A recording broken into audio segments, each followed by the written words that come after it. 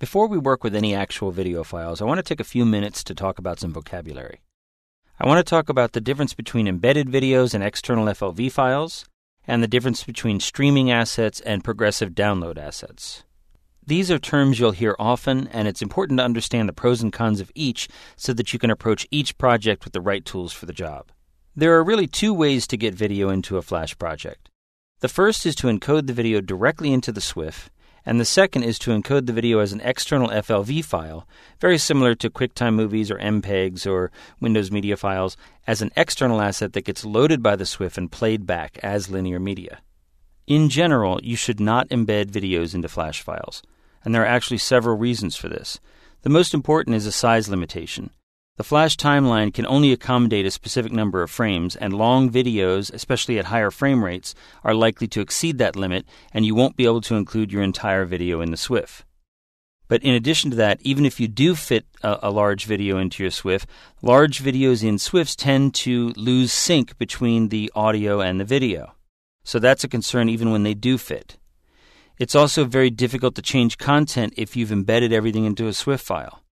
If you have an external FLV, you can simply swap it out or re-encode it, and it's easy to work with because it's segmented away from your project.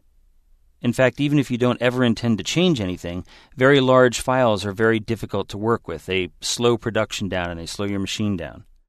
There are also very obvious cosmetic reasons. Performance. Embedded videos don't play back as well as external FLV files, and they also don't look as good.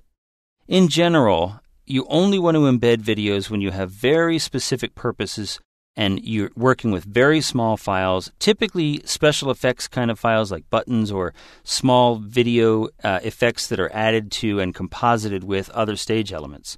Things like flame, where you're using alpha data in your video and you're compositing that against a stage element. A very small flame loop, like a torch on a wall, might be fine. But in general, when you're presenting linear media, it's better to use external FLV files. Once you decide to work with external FLV files, the question then becomes, are you streaming or are you using progressive download?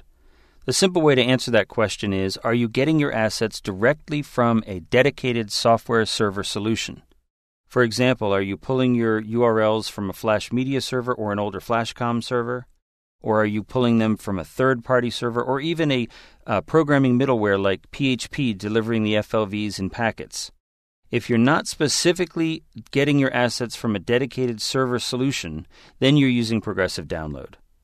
The two do have some similarities in that you are getting the files piecemeal, but the differences are many. For instance, with streaming software, you can jump around in your video at will. With progressive download, you can only move around up to the point that has been downloaded.